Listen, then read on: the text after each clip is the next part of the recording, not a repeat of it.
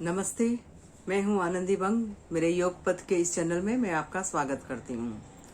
आजकल हम जिसे ज़्यादा करके देखते हैं कि ज़्यादा करके लोगों को थायराइड की बीमारी हो रही है।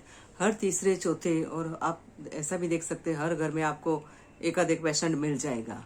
तो आज हम जानेंगे कि ये थायराइड क्या है, क्यों होता है, उसके कारण, उसके लक्षण कितने प्रकार का है और किस तरह से इसको हम कंट्रोल कर सकते हैं, इसके बारे में हम समझाएंगे। तो थायराइड जो है वो एक अंतःस्रावी ग्रंथि है जो कि हमारे गले में स्थित होती है, यहाँ पर स्थित होती है और तितली के आकार की होती है। अब ये इसका जो फंक्शन है वो ये है कि ये थायराइड ग्लैंड जो है वो थायराइड नाम का हार्मोन है वो स्राव करती है। अब ये इम्पोर्टेंट क्यों है? क्योंकि ये जो हार्मोन स्राव करती है वो हमारे डायरेक्टली जो है वो पाचन शक्ति को कंट्रोल करता है। हमारा जो मेटाबॉलिज्म है वो उसको कंट्रोल करता है। इसके लिए अगर ये हार्मोन कम या ज्यादा करती है तो हम बीमार हो जाते हैं, हमें थायराइड की बीमारी हो गई है ऐसा कहा जाता है। थायराइड जो है वो दो प्रकार का होता है। पहला जो है वो हाइपो और दूसरा हाइपर।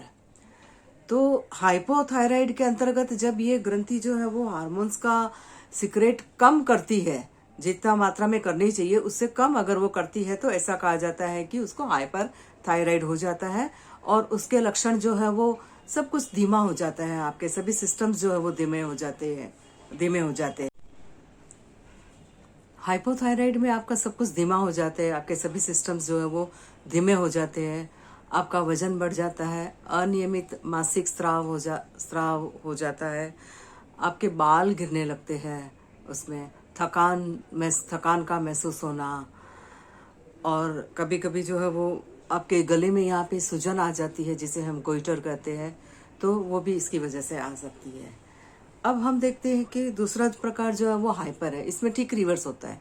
जब यही हार्मोन्स जो है वो जरूरत से ज्यादा स्राव होने लगता है तो हाइपर हो जाता है। हाइपर के अंतर्गत जो है वो आपका सभी सिस्टम जो है फास्ट हो जाता है, तो उसके कारण से आपका वजन जो है वो कम होने लगता है, आपको एंजाइटी हो जाती है, और उसके साथ साथ आप कभी कभी रेस्टलेस आप फील करते हैं, पल्पिटेशन आपका बढ़ जाता है।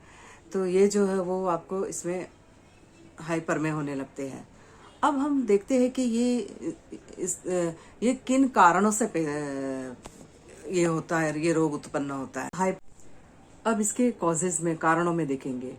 कारणों में जो है वो थायराइड के कारणों में एक आता है ऑटो इम्यून डिसऑर्डर। आपका जो इम्यूनिटी सिस्टम है वो कभी कभी अपने ही शरीर की कोशिकाओं को गलत समझ करके, दुश्मन समझ करके उसके ऊपर अटैक करता है। तो इसके कारण से भी आपको थायराइड होने की संभावना रहती है। इसके बाद आयोडीन डेफिशिएंसी, कभी आपके शरीर में आयोडीन कम हो जाता है तो उसके कारण से भी इसके होने की संभावना रहती है। दूसरे रीजन के अंदर कभी कभी आपका पिट्यूटरी जो है, जो टीएसएच हार्मोन सिक्रेट करता है, वो अगर कम ज्यादा करता है तो भी आपको थायराइड होता है। और दूसरा जो है वो इसके बाद जो है वो आपका गलत खान पान, ये जो हमारे जो जीवन जो हम जीते हैं वो गलत लाइफस्टाइल हमारी आजकल हो गई है, तो उसके कारण से भी ये ज्यादा देखने को मिलता है। गलत और अल्कोहल का भी यूज बढ़ गया है इसके अंदर, तो ये ज्यादा अल्कोहल के यूज से भी ये होने की संभावना रहती है। और जो सबसे बड़ा, last but not list, is the stress जो है वो बढ़ गया है इस गला काट स्पर्धा के युग में। लोगों को समझता भी नहीं है कि हमको स्ट्रेस है, और वो इस तरह से स्ट्रेसफुल लाइफ जीते हैं। तो ये मेंटल लेवल के ऊपर जो स्ट्रेस होता है उसका ही शारीरिक स्तर पर प्रकटीकरण होता है कोई भी बीमारी के रूप में। तो ये भी एक बड़ा कारण है। तो ये कारणों को जानने के पश्चात अब हम जानेंगे कि इसका जो है वो इलाज, इसको मैनेज कैसे करना है। अब थायराइड के ऊपर अगर हम इलाज की बात करें तो सबसे पहले हमें हमारे खान पान में सुधार लाना जरूरी है। तो खान पान के लिए आपको क्या नहीं खाना है पहले वो देखते हैं। आपको इसमें एक तो गोभी, कोई भी गोभी, फूल गोभी, पत्ता गोभी, वो सब नहीं खाना है। किसी भी प्रकार की गोभी जो होती है वो नहीं खानी है, क्योंकि ये गोभी जो है वो बादी करती है। फिर जो पचने में जो भारी होते हैं वो चीजें भी आपको नहीं खानी है। जैसे आप ये शकरकंद, राजमा, छोले, ये इस तरह की वस्तुएं नहीं खानी है जो आपको पचने में भारी होती है। फिर तला हुआ और मीठा वो भी हमें हमारे डाइट में से कम करना है, तो वो भी आपको नहीं खाना है। अल्कोहल का उपयोग भी आपको कम कर देना है। तो ये चीज़ें आपको ध्यान में रखनी है। और अब क्या खाना है, खाने में देखिए इसमें हमारा जो डाइजेस्टिव सिस्टम इफेक्ट होता है, मेटाबॉलिज्म इफेक्ट होता है, तो पहले से ही उसके ऊपर बर्डन रहता है। तो खाने में आपको हल्की चीज जो सुपाच्य हो वो खानी चाहिए, जिसे आप इजीली डाइजेस्ट कर सके, क्योंकि आपका डाइजेस्टिव सिस्टम तो पहले से ही इफेक्ट हो चुका है। तो वो चीजें खाएं और फल ज्यादा खाएं, फल और सब्जियां वो ज्यादा खाइए। आपको अल्कोहल का यूज नहीं करना है, ये ध्यान रखना है। और उसके बाद में आप जो है वो ज़्यादा पानी पीजिए और रिलैक्सेशन, आगे मैं बताऊंगी आपको रिलैक्सेशन टेक्निक, वो भी ज़रूरी है। तो ये चीज़ें आपको ध्यान में रखना है। और फास्ट फूड और वगैरह नहीं खाना है आपको। फास्ट फूड, जंक फूड, ऐसी चीज़ें आपको नहीं खानी है जो फटाफट बनाई जाती है, लेकिन वो डाइजेशन में उतना ही ज़्यादा समय लगता है। मैदे की चीज़ें भी मत खाइए, वो भी कम खाइए, उसको भी डाइजेस्ट होने में समय लगता है। तो ये चीज़ों को आपको खान पान जो है वो ये इस तरह से ध्यान रखना है। ध्यान रख करके फिर आपको आगे बढ़ना है। अब हम इसके आगे देखते हैं एक्सरसाइज। तो इसमें प्राणायाम के लिए मैंने जो है वो 2 प्राणायाम किया जाता है, उज्जाई प्राणायाम और सिंह मुद्रा। प्राणायाम एक ही है, एक मुद्रा है, वो किए जाते हैं। तो उसका मैंने वीडियो अपलोड किया है, उसका मैं लिंक आपको दे दूंगी। और अब इसके बाद में हमने पोस्चर देखते हैं। पोस्चर में आपको ध्यान रखना है कि अपनी जो ग्लैंड जो होती है ये यहाँ पे होती है, थायराइड ग्लैंड। तो ये पोस्चर करते समय कोई भी पोस्चर में यहाँ पे स्ट्रेच आना चाहिए और ये कॉन्ट्रैक्ट होना चाहिए।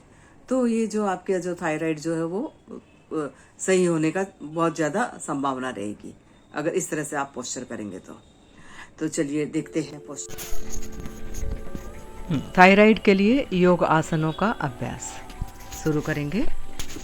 सबसे पहले जो है वो नेक एक्सरसाइज।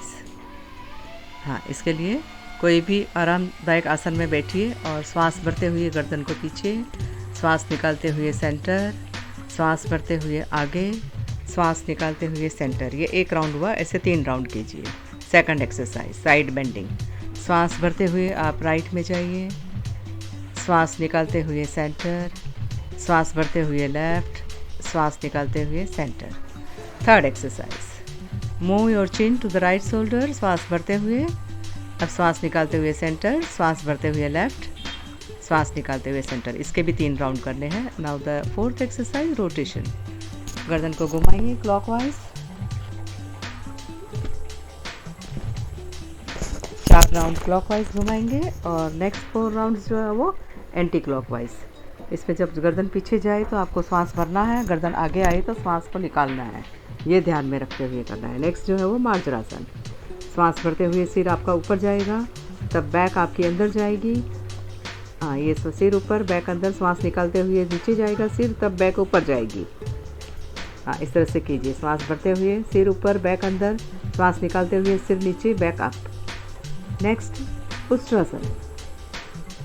हाँ, उष्ट्रासन के लिए घुटनों के बल खड़े हो जाइए। अब लेफ्ट से लेफ्ट एड़ी को और राइट से राइट एड़ी को आपको दोनों हाथों से स्पर्श करना है और इसमें थोड़ी देर 3-4 श्वास तक रुकना है। गर्दन में जो है वो खिंचाव आता है, इससे आपकी थायराइड ग्लैंड एक्टिव होती है। नेक्स्ट जो है वो इसके लिए भुजंगासन। विपरीत शयन स्थिति में लेट जाना है। हाँ, श्वास भरते हुए ऊपर आना है दोनों हाथों के सपोर्ट से। हाँ, और श्वास निकालते हुए नीचे जाना है। इस तरह से आपको 4, 5, 6 जितना कंफर्टेबल हो वो करना है। ज़्यादा से ज़्यादा गर्दन में खिंचाव करना है और रुकना है थोड़ी देर। यहाँ हम वीडियो शॉर्ट करने के लिए थोड़ा फास्ट जा रहे हैं। फाइन, रिलैक्स कीजिए। नेक्स्ट पोस्चर चक्रासन। चक्रासन के लिए दोनों पैरों को बैंड कीजिए घुटने से, दोनों हाथ कंधे के साइड में। हाँ, अब धीरे धीरे जाना है। ये अभ्यस्त है, इसके लिए ये फटाक से आ गए, आप लोगों को धीरे धीरे करना है। इसमें थोड़ी देर रुकना है। जो चक्रासन ना कर सके वो सेतु बंधासन का अभ्यास करना है। फाइन, रिलैक्स कीजिए। अब उसके बाद सर्वांगासन। शयन स्थिति में अब धीरे धीरे आपके दोनों पैरों को ऊपर उठाना है और 90 डिग्री तक सीधा करना है। आप हिप से पकड़ के रखिए ताकि आप उसे होल्ड कर सके। अब ये हलासन। हलासन में 1 मिनट तक अगर आप रुक सके तो रुकिए, और धीरे धीरे वापस आ जाना है। सर्वांगासन में भी आपको रुकना था। अब नेक्स्ट पोस्चर जो है वो मत्स्यासन, फिश पोस्चर। नीचे उन्होंने पद्मासन लगाया है पैरों से और छाती के भाग को ऊपर उठाया है। इस पोजीशन में आपकी गर्दन खिंची हुई रहती है, तो थोड़ी देर इसमें रुकना है।